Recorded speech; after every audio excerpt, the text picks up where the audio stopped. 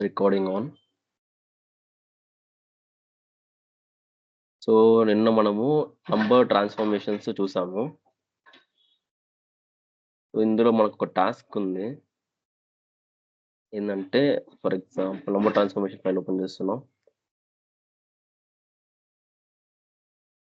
ఇందులో మనకు ఒక క్యాలిక్యులేషన్ చేయమన్నారు. ఒకటి వచ్చేసరికి టోటల్ సాలరీ ఫైండ్ అవుట్ చేయమంటున్నారు.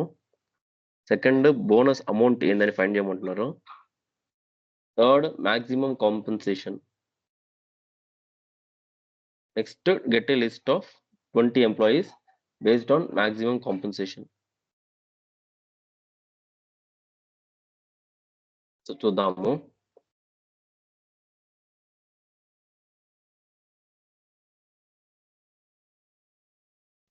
సెకండ్.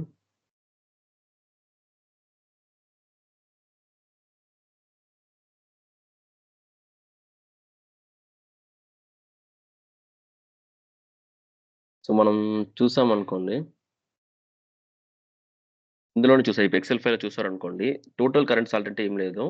ఈ మూడిటిని మనం సమ్ చేసామనుకోండి, అది total current salary. Bonus amount అంటే ఏం లేదు. ఇక్కడ పర్సెంటేజ్ ఉంది కదా, ఈ పర్సెంటేజ్‌ని ఆ టోటల్ అమౌంట్‌కి మీరు మల్టిప్లై చేశారనుకోండి, మీకు పర్సెంటేజ్ అంత బోనస్ అమౌంట్ వచ్చేస్తుంది. ఇప్పుడు ఈ total salary plus bonus amount 2 కలిపారనుకోండి, మాక్సిమం కాంపెన్సేషన్ వస్తుంది. అది చేసేటప్పుడు మీకు అర్థమవుతుంది. దాన్ని బేస్ చేసి మనం 20 ఎంప్లాయీస్ తీద్దాము. ఓకే. నేను ఇందులోనే చూపిస్తాను ఒక్కో స్టెప్‌గా. ఇందులో మనకేముంది, ఎంప్లాయీ ఉంది, పొజిషన్ ఉంది, బోనస్ పర్సెంటేజ్, స్టార్టింగ్ సాలరీ. ఇది క్లోజ్ చేసుకుంటున్నాను.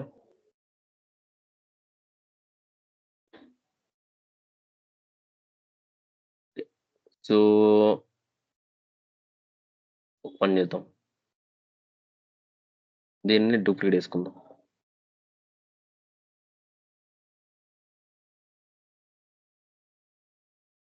లేకపోతే డిలీట్ చేసేసి, మనకు ఆల్రెడీ చేసేసాం కాబట్టి ఇవన్నీ మనకు స్టార్టింగ్ నుంచి చూద్దాము.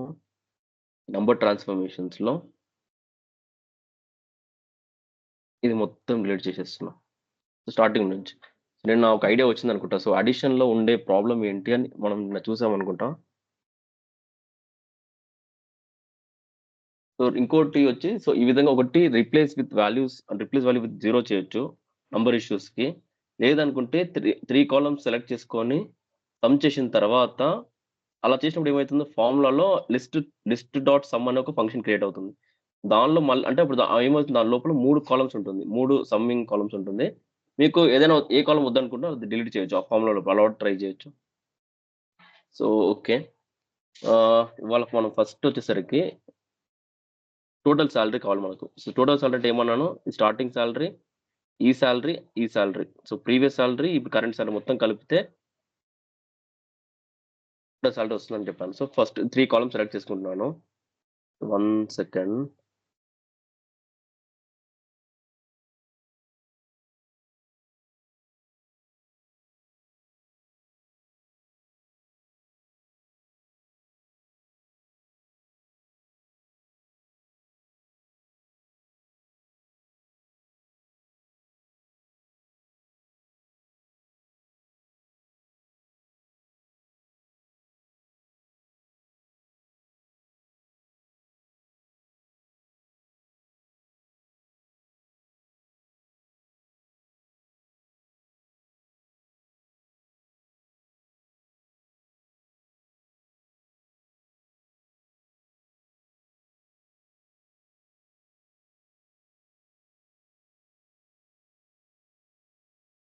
ఓకే. సారీ.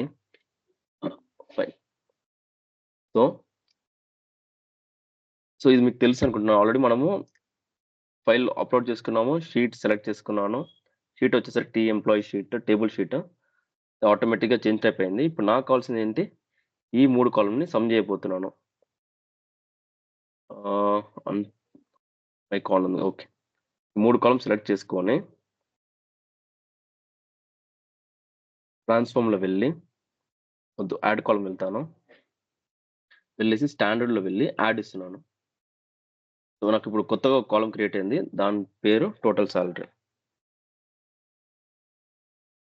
సో ఈ విధంగా 3 కాలమ్స్. నేను చెప్పింది ఏందంటే ఇప్పుడు ఇందులో వచ్చేసరికి ఇట్లా 3 కాలమ్స్ సెలెక్ట్ చేసినప్పుడు ఈ విధంగా లిస్ట్ డాట్ సమ్ అనే ఒక ఫంక్షన్ క్రియేట్ అవుతుంది. దాని లోపల 3 కాలమ్స్ ఉంది. ఒకటి starting salary, increase up to current year, increase current year అని 3 కాలమ్స్ ఉన్నాయి. ఈ 3 కాలమ్స్‌ని ఒకవేళ మీకు ఇందులో ఏదైనా ఒక సపోజ్ 2 కాలమ్సే కావాలనుకున్నారనుకోండి. అప్పుడు ఒక కాలమ్ తీసేసినా కూడా వర్క్ అవుతుంది. అలా కూడా చేయొచ్చు కావాలంటే ఫార్ములాలో వెళ్లి. కానీ ఇలా ట్రై చేసినా ఓకే. లేదంటే రీప్లేస్ విత్ 0 చేసినా ఓకే. సో, ప్రస్తుతం అయితే నాకు టోటల్ సాలరీకి 3 కాలమ్ కావాలి. సో, సమ్ చేసేసాను. రీనేమింగ్ కూడా చేసేసాను. ఇది టోటల్ సాలరీ.